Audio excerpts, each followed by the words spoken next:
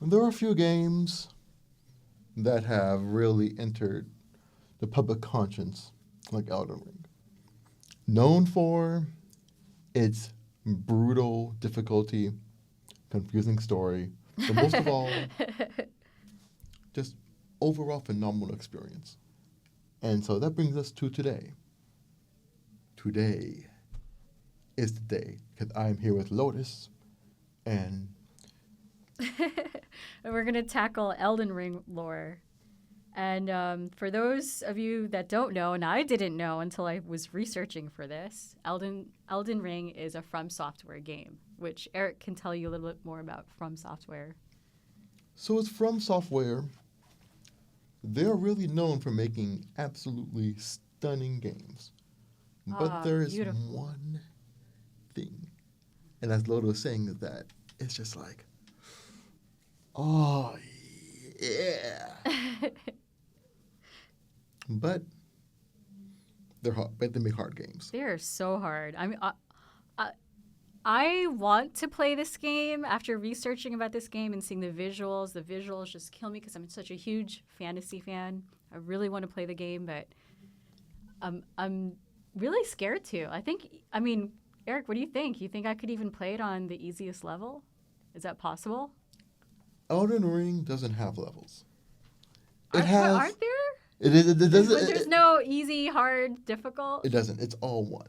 Is it all just difficult? Yes, It's is. all like, kill me now. Like, I don't want to play Yes. this game anymore. Yes, that's From Software. They No. don't make. No. They don't have easy mode. No. I That can't would- play that. Oh no! Don't tell me that. Yes, it's true. I'm They gonna have to don't. watch. I'm gonna have to watch streamers play it then. It sucks because the graphics are Just so beautiful. what did Shia LaBeouf say? Just Do it.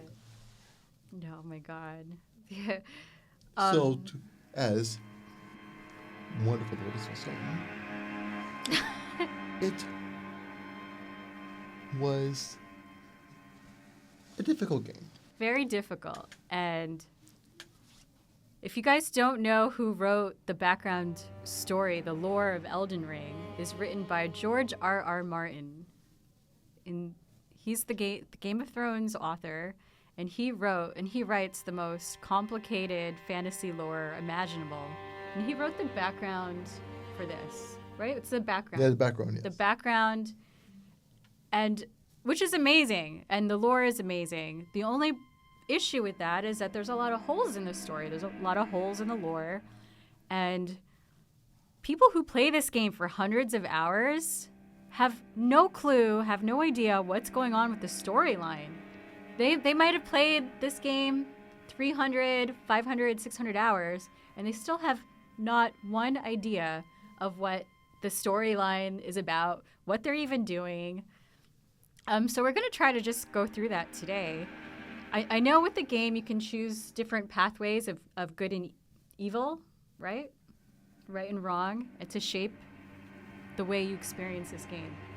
Exactly that is that Elden Ring has multiple endings, multiple ways to play, and it's a common trope with From Software games that you can have the most customized character on the planet. There's all kind of races you could play. Wow. But at the end of the day, all the pro players and everyone who is an expert level, they all play the exact same way.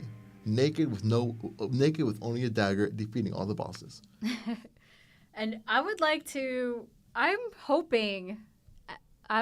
hoping that George R. R. Martin will write a book on it. I hope not. Hopefully he spends all that time focusing on Game of Thrones. Oh my God, no, Game of Thrones needs to be written.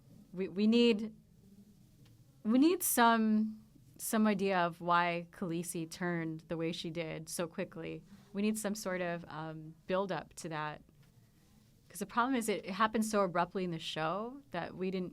I feel like where the ending was in the show, that HBO really need another 1 or 2 seasons to explore that, like how she got to that point. So a book would be great for that, for sure. But anyway, sorry, back to Elden Ring. So back to Elden Ring. Today's the day we at least try to tackle the start of the lore. Yeah, so this might be a little convoluted and all over the place, but we're going to try to do our best. And a lot of it's theory-based, so we're just going to go through it. Some of the common themes in this game seem to be duality. Like America, there's a lot of split personality, and there's opposing sides, too, it seems like, of the Golden Order, which we'll get into. But let's start from the beginning. So we have the cosmos. Yes, there's the cosmos. In fact, there are greater gods and beings within the cosmos of Elden Ring. And one of the outer gods is called the Greater Will. The Greater Will. And so here's a little interesting fact, is that, so we all know the Erdtree, but here's the interesting thing, is that the Erdtree originally wasn't there. Well, okay, so I don't know. There were some theories, though, that the Erdtree is also known as the Great Tree. So one of the biggest theories that has a lot of evidence to back it up is that the Erdtree is kind of like a divine parasitical being, because before was an original kind of like world tree that many mythologies have. And so then came the Greater Will, who thus utilized the Erdtree to basically create its own idealized world in effect. And so one of the ways it utilized the Erdtree was that it utilized it to really combine concepts. And so one of the concepts was the concept of order. And the Erdtree also absorbs spirits of the dead. And that's very important because so much gameplay and so much lore has to do with that. It also holds the ring. But before I skip, I just want to make sure that this is how the Elden Ring came about. There was a golden star that was directed at Land of In-Between, and it made the Elden Beast, and the Elden Beast became the ring. Is that correct? Mostly correct. Okay. Because the big thing is that the Elden Beast is a manifestation. It is the concept of order. It is the Golden Order. It is. The Golden Order manifested in beast form. Exactly. Okay. And so, like I said, this is just the beginning. We haven't even touched the beginning. This is just the setting, you guys. So the Greater Will chose Marika as an Empyrean. So she never started out as an Empyrean. She was chosen as an Empyrean. And there are things that, there are theories about her past life before she became godlike. She was originally from the Newman race, which supposedly came from another world. And we will get into that. And yes, that means technically Elden Ring is an isekai. But back to the subject of that Newman, she was a Newman, and she was also an Empyrean. And it's Empyrean basically kind of like, I would say kind of like divinely chosen, however. Yeah. Divinely chosen, godlike, but not a god, right? Yeah.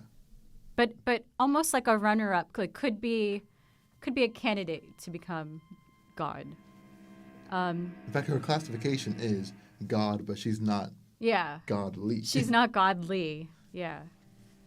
So at some point, she steals Destined Death, which is the death rune, the rune of death. And we don't know exactly where she steals it from, but we think it's the Glomide Queen. Yeah, so with Destined Death, there's actually a pretty interesting part with the Destined Death, because in regards to that, one of her gifts upon being an Empyrean was that she was gifted basically a faithful follower. And so the faithful follower is her now pretty much half brother, Malakath. Yeah, so Malakath is her follower, but also kind of part of her because it's her shadow. She uses her shadow, Malakath, to lock away and guard destined death, which is the rune of death. So Malakath is kind of the keeper of destined death. And when she removed destined death, it kind of granted eternal life to herself and the lands between.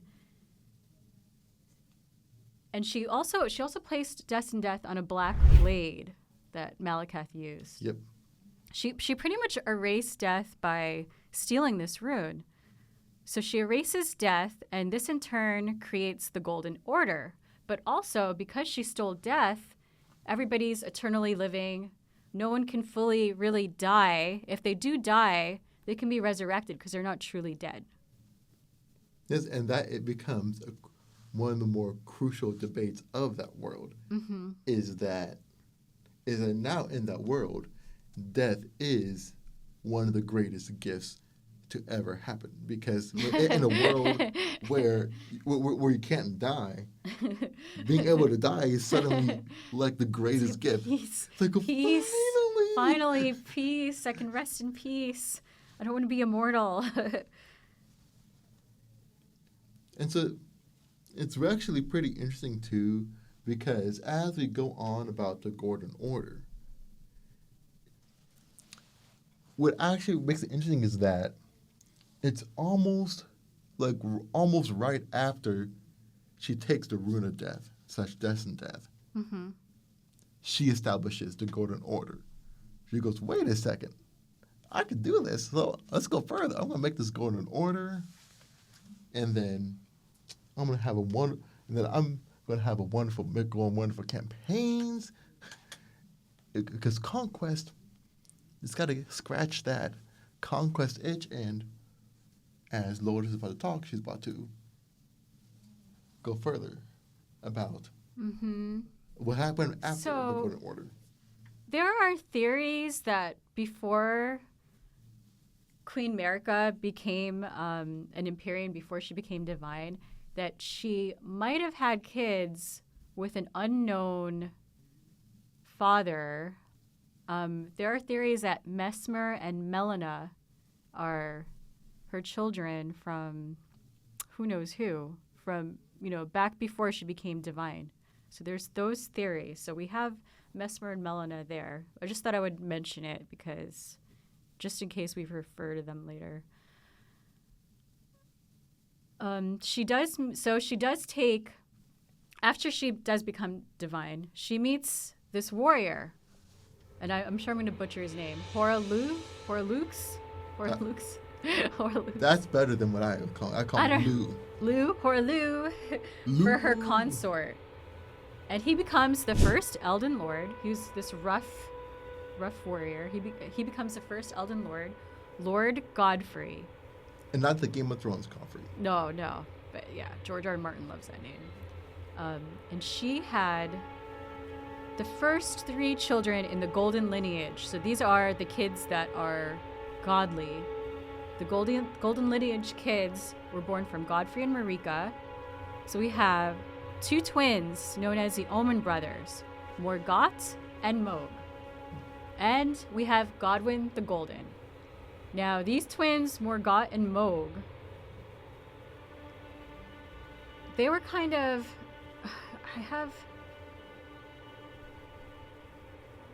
Morgott and Mohg, they were an interesting bunch. Yeah, I have.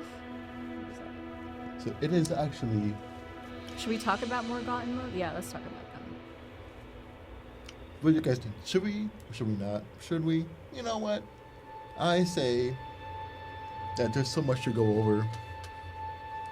Instead of going over Morgott and Mohg. Go through. Because first we gotta. If we're talking about Morgott and Mohg, Well, Morgoth and Mod, they were Omen royalty, and they were born with horns, and most Omen are horned beings, and the horns were kind of crucial to the Golden Tree at one point. Morgoth and Mod were kept underground, and Mohg embraced his Omen blood. Morgoth rejected it, so Morgoth crawled from underground to protect the Erdtree at some point. Yeah, that's exactly it, because they had two completely different viewpoints on their lineage. And that is actually a source of major conflict going throughout the era. And there's actually an interesting little fact about the whole thing. And so it's about the whole thing is that before the arrival of the Erdtree and Greater Will, there were beings who resided in the land between. So he wasn't the one who created them. And so the beings that resided in the land between, they were not very welcoming about their new, how should we say, people who discovered their lands. They really did not welcome them. And so since now we're talking about Godfrey and Godfrey's followers. Godfrey's whole thing was that he went on several major military campaigns against those beings. And so there were beings like the fire giants and all kind of which we'll get into, for sure. Absolutely, it is. This is so much to get into. It gets very convoluted. And Godwyn was the other child besides the twins, the Omen brothers. There was Godwyn, which we'll get into later. He achieves fame later on in War with the Dragons. He's the one that defeated Fortisax, which is the strongest dragon. He became friends with him. That created the dragon cult. And we can talk about the Knights Lindell later. And we can talk about the dragons and the dragon cult later. And yes, we all know Godwyn, that George R. Martin has a thing for dragons. Oh, for dragons. Oh, of course. Like, we got to have dragons, and there's a dragon cult because, of course, there needs to be another one. And what's this? The dragon cult may have brother, sister, brother, or aunt, nephew things going on. Probably. It's George R. R. Martin. Who knows? And so it's actually pretty interesting too, because as we are talking about Godfrey, there comes a point where Godfrey and Marika,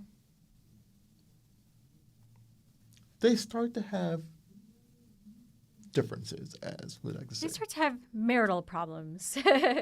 We'll just call it that. Their utopia started falling apart between them. And so as a result, Godfrey was banished from the lands between. And so the descendants... She takes away the light of grace, which Eric will explain what the light of grace is. Lotus was explaining so well, so I'm going to let her talk all about it. So have at it. So Marika withdraws the light of grace from Godfrey. She banishes him to the lands between, and it was known as the Long March with the Tarnished. The Tarnished were her were Lord Godfrey's followers, and they once fought for the Golden Order. What were the reasons Marika withdrew the followers? The light of grace? We're not exactly sure, but there are theories saying that it was to make them stronger, that they would survive without the light of grace and come back even stronger one day, and for one of the Tarnished to become Elden Lord. So that's exactly it, is that the Tarnished, they were Marika's backup plan, because she didn't know that the Elder Ring would be shattered. but it was simply a backup plan in case something happened. Yeah, but let's back up because we missed a huge part. Yeah. Before the shattering and stuff. But that's what happens with Lord Godfrey. He eventually gets exiled. So after that, or we think around that time, I don't know what. Yeah, we're trying to figure that out. Because there's a couple other events that happened before the shadow. Yeah. And so one of those events is actually that, as Lotus wants to say. So she splits herself in two halves, which this is a spoiler, which you find out in the game later on. So this gets really confusing. She splits herself into two halves. She kind of has a male half named Radagon, which you don't know this at first. You find this out later. So she has Radagon fight the giants. And we're going to get into the giants later. When we explore the bosses in the game, we'll talk about the giants. But she has Radagon fight the giants. Oh, yeah. And so she, yeah, and so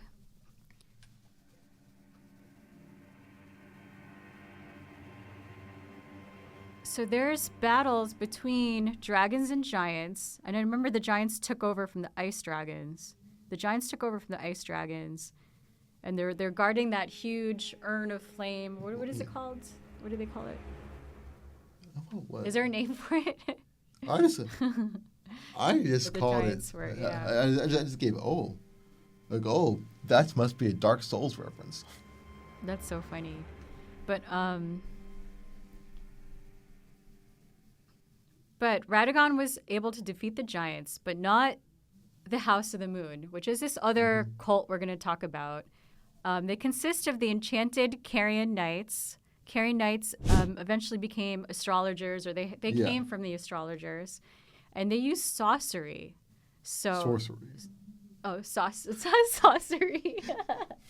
Sorcery. I say sorcery. Sorcery. They use sorcery to defeat the Golden Army. So America could never defeat the enchanted Carrion Knights with all their sorcery, use of, all the lunar moon stuff. And they were led by a lunar queen named Renala. She used lunar magic, and over, America could not defeat her. She was able to defeat the dragons as Radagon. So, what does Radagon do? Which is Marika's other half. Radagon, after trying to fight and defeat Renala, falls in love. They fall in love, Renala and Radagon, and they join forces. So in a way, America couldn't defeat Renala, and in funny way, she seduces her. Because so they seduce her. Yeah, she seduces her, falls in love. Of course, they form an alliance by marriage. It's very Game of Thrones-ish. They form an alliance by marriage, and they, in turn, have 3 kids, Radon, Ricard, and Ronnie. Radon became known for his use of gravitational magic, which he learned, and we'll get into Radon later. Ricard became known for his use of hex sorcery. Sorcery. Sorry, you guys. What's with the sauce? I've been saying sorcery my whole life. I was trying to say. I don't know. I can't. The sauce. For some reason, I can't say sorcery. It's so hard. I was trying to say. get some chips, and it's just like, I want some of that sauce. Sorcery.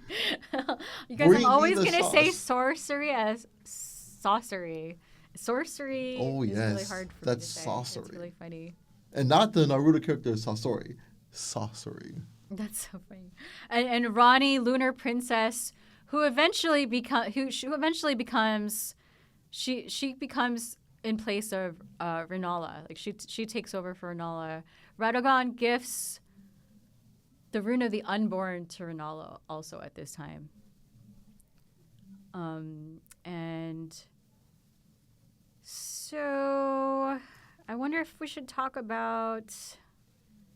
Oh, that's another thing George R. R. Martin likes to do. All these R names, all the G, Yeah. all the G names, all the M names. It gets really confusing.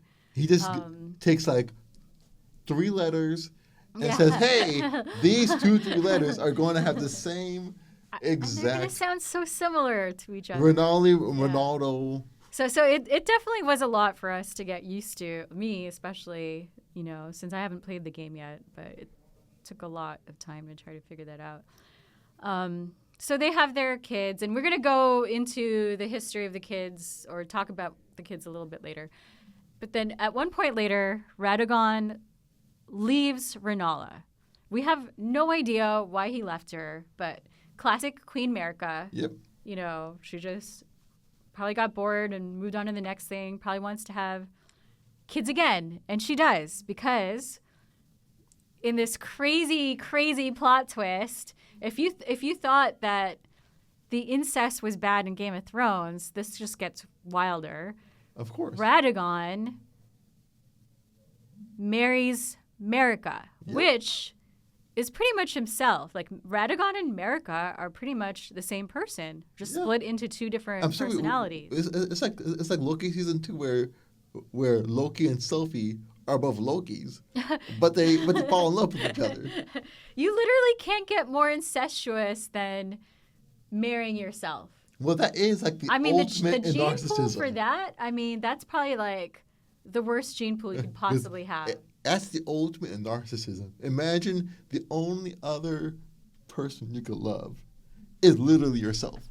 It's literally yourself. And it's worse than even a twin, It's you. Yeah. You go, whoa. And of course, Marika, being as truly messed up as she is, her and Radagon have 2 final demigod kids. And as you can imagine, these 2 kids were messed up. In many ways. So one was Melania, and the other is Michaela. I'm sure everyone who everybody knows Melania. Everyone who has heard that name knows about Melania.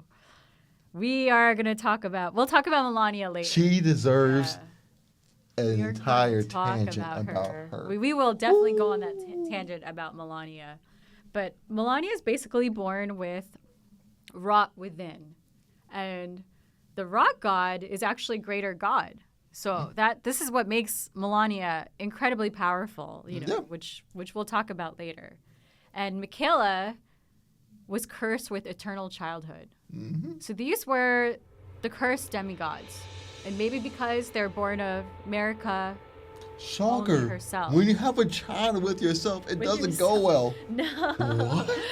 What? I have a rot child? What? So even though these are the purest bred, most godlike, and have the most insane godlike powers, they have huge issues. Super huge issues. Take Godfrey, but somehow less issues. I think then we should maybe talk about at one point in the House of Moon, there was civil war and unrest in the House of Moon, and Rani, the lunar princess, steals a fragment of the Rune of Death from the Black Blade of Malekith. So Destined Death, she steals a fragment of it. Just a fragment, not the whole thing. He in turn binds the blade within his flesh so that no one could ever steal Destined Death again. This fragment was used to kill Godwyn the Golden. The Night. So pretty much this is the catalyst for the shattering. This is pretty much what Marika's already crazy. She was already out there, but this set her off. And he was the first demigod to die, which was a huge deal because demigods couldn't die. Remember, people couldn't really die. Mm-hmm.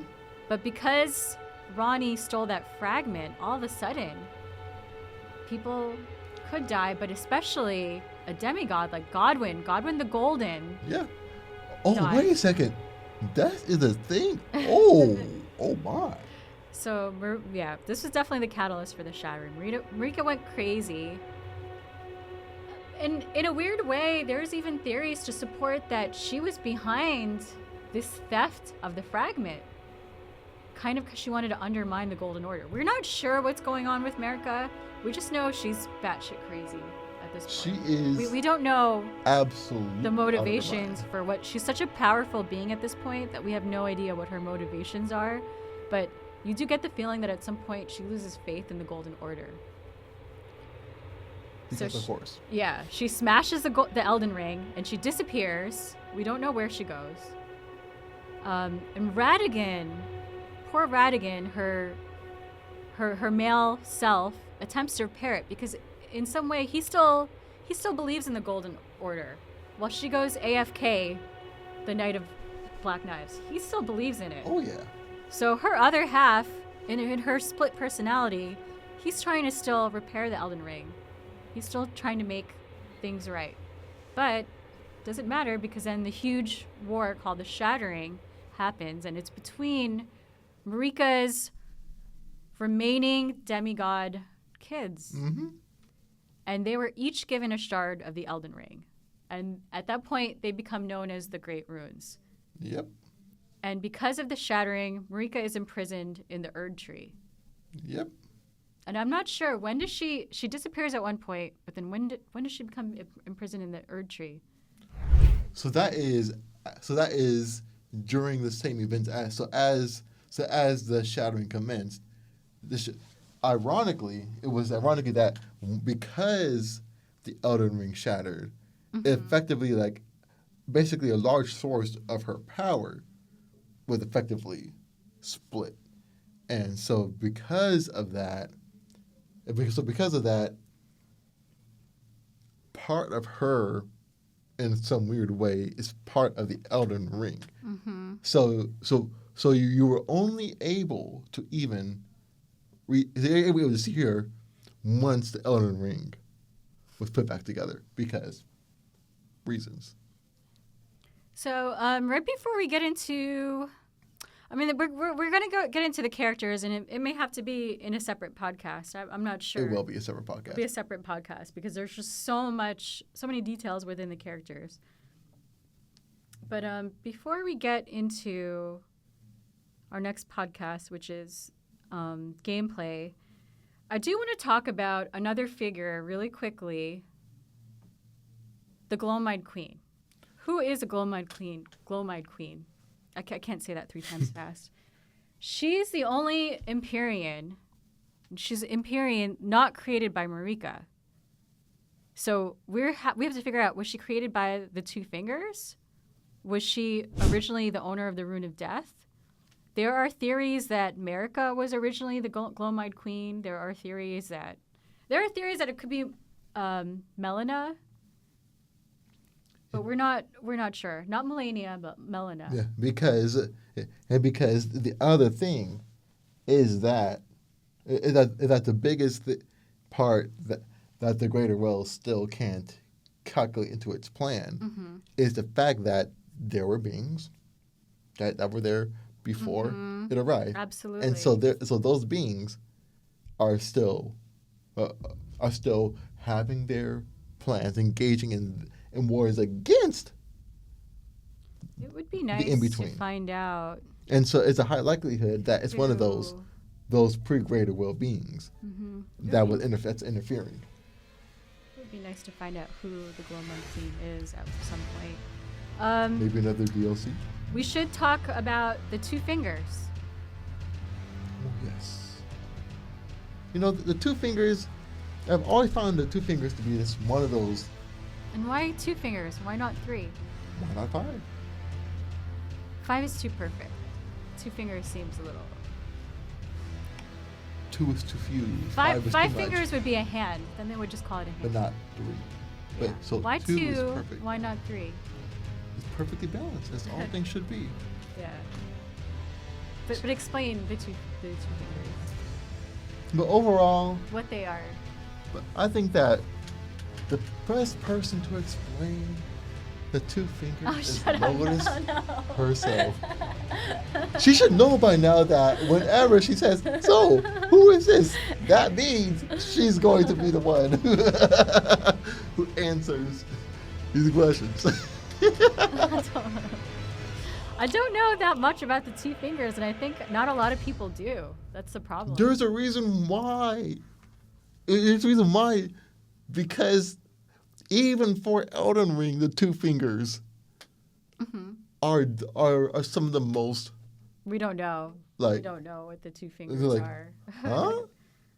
Have you all seen like that cat that goes, huh? I have many questions about the two Huh? fingers. Oh, and so, but give the audience that's a brief rundown of how you view the two fingers, because with the two fingers, they are players, and they are like major key players, but it's really interesting too because one of the important things that is asserted multiple times throughout is that there are lands outside the lands in between. It's not the only area. And so when Godfrey is banished by Marika, his followers were tarnished. Their descendants We're tarnished. We're tarnished. We're known as the tarnished. You, the player, are a descendant of Godfrey. And you are part of Marika's backup plan. So that if it is shattered, the tarnished can become an Elder Lord. And that's pretty much what the gameplay is, which we're gonna get into. Exactly, because a bit even more than that, even leading up to closer to the events of the game, it is that in order for tarnished to be accepted, they need companions. And so with these companions, they're simply called, well, maidens. Maidens. Yeah. But is this part of the gameplay? Nope. Oh, okay. It is because it is kind of like leading up to. Oh, leading up to the gameplay. It is leading up to the game because I skipped a little bit because because there is like an order, a council, and so in order for a tarnished to be accepted, the council has set guidelines like, hey, a tarnished must have a maiden, otherwise the maidenless will not be accepted for the journey. Don't be maidenless, everyone. Are you maidenless? Okay, so I think that's it for the story part. This is like the bare bones story. Yeah. We're gonna get more into the characters later. Yeah, because there is going to be a separate podcast going into the characters more in depth themselves, requiring much more research. Because in that podcast, yes, we will go very in depth into the two fingers. We're going to go as much as we can. As much as we can.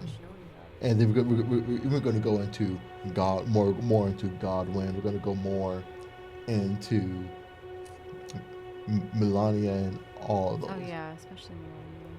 So we bid you a farewell. Hopefully you guys understood this podcast. I know it was a little bit all over the place, but it's definitely Elden Ring lore is definitely hard to tackle and try to make sense of it and even be organized with it. Absolutely. And so, as I say, keep looking up for now. Till next time.